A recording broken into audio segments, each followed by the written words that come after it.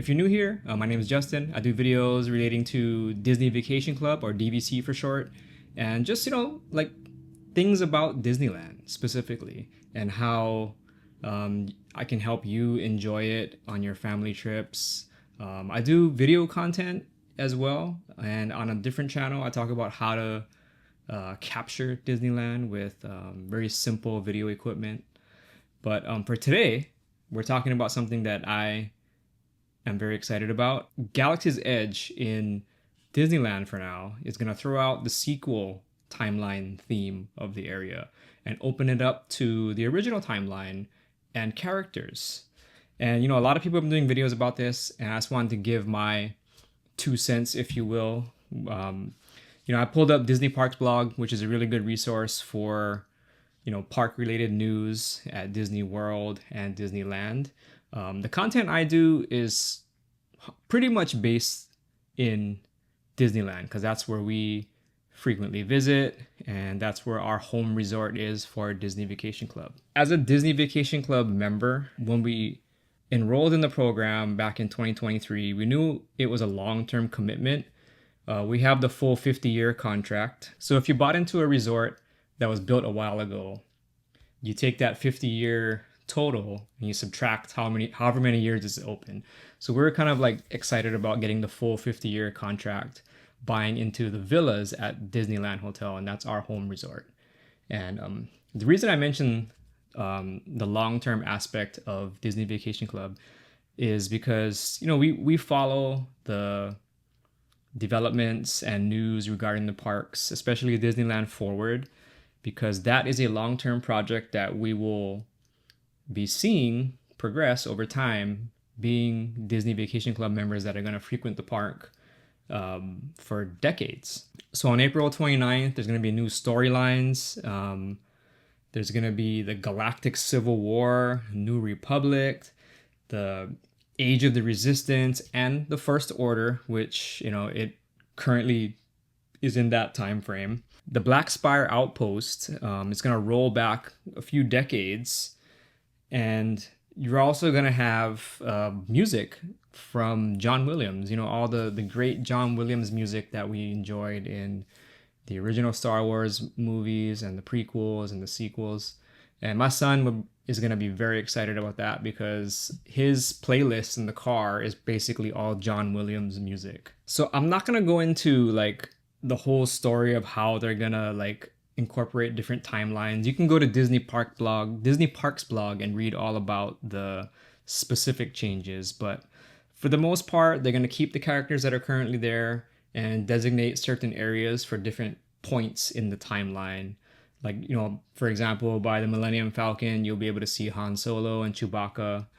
And, the premise of having Darth Vader in Batuu is that he's looking for a Luke Skywalker, for example. So I think they're doing a pretty good job of, incorporating stories into this change and not just throwing out characters to roam the land. So it'll be cohesive. I think it'll make sense. I should mention that, because we have Rise of the Resistance, which, is one of my favorite rides at Disneyland, that ride is set in that sequel timeline. And that is where you're going to see the sequel characters roaming around, like Rey, who currently you can see in Galaxy's Edge. So sequel timelines live on, whether you like them or not. I don't mind them. I'm not as much of a sequel hater as some people out there. Even though I grew up in the era of the original Star Wars trilogy. So as I mentioned, there will be John Williams music playing throughout the land, different music in different areas of the park. And I have heard that they will be having the Cantina Band music playing, I think outside the Oga's Cantina, not just inside, which is kind of nice because it'll kind of bring people into the cantina. Because when we first went to Galaxy's Edge back in, I think our first visit was 2022, we didn't know what it was. We saw a line forming outside Oga's Cantina, and we had to ask one of the cast members what is going on in there. Why is there a line? Because it's not really apparent what it is. And so having the music playing outside the cantina, I think will help new people figure out what's going on inside. and I think that's helpful. Since we're on the topic of talking about music, I thought I'd talk about an idea I had based on a childhood memory that I had. So I think it was in 1990, the one time I went to Disneyland as a kid, they had Captain EO playing, a Michael Jackson short film directed by George Lucas. I'm sorry. Is it George Lucas or Francis Ford Coppola? So Captain EO was written by George Lucas and directed by Francis Ford Coppola. It's a short film that was playing, I believe, in Tomorrowland.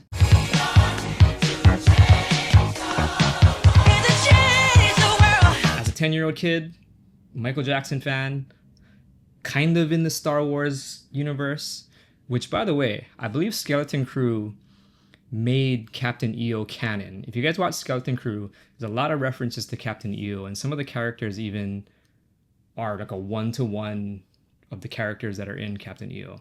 So I'm gonna just go ahead and say that Michael Jackson is Star Wars canon. With that said, there's 2 songs that are featured in that short film. I might play a little clip here, even though I'll get copyright strike for it, but I want to give a little taste of the song to give you an idea of where I'm going with this.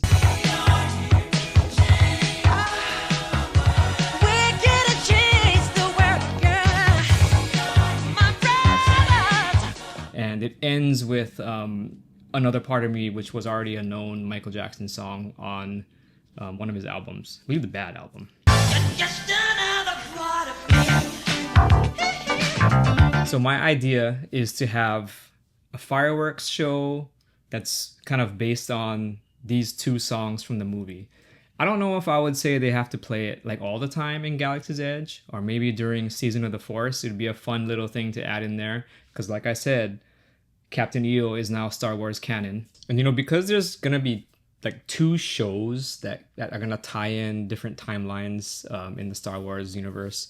There's gonna be Shadows of Memory, a Skywalker saga, and Fire of the Rising Moons. So in addition to these shows, which are like lights and sounds and fireworks, incorporating that Captain EO show would just like make my day, and it would take me back to a simpler time of my childhood. And so I'm making this video so that if it does happen, I can say that like I called it. Maybe it's just me, maybe it's just because it was one of my personal favorites, but I'd love to see a Captain EO show. I just wanted to put that out there to Disney. Probably not going to watch this video, but I think it would be really cool to have a Captain EO tribute fireworks show, or even just like a light show with music and in that Millennium Falcon area. That would be kind of cool. So I don't want to take too much of your time. I know everybody's time is precious. I just wanted to give my 2 cents as a Disney Vacation Club member who is very interested in the long-term planning of Disneyland forward, and new developments such as this Galaxy's Edge change at Disneyland. And I think that this is a step in the right direction to correct some of the, I'll call them mistakes that they made with Galaxy's Edge when it first opened, like unlocking the timeline and opening it up to other characters, because I think that's what the people wanted. And I am excited because we're going to be going there in a few months, and I'm excited to see these changes, actually. So let me know what you think about these changes to Galaxy's Edge, and also let me know if you have any questions about Disney Vacation Club. I'm going to be trying to do more content helping people navigate membership, and also just how to enjoy the park fully, if you will. Thanks for watching.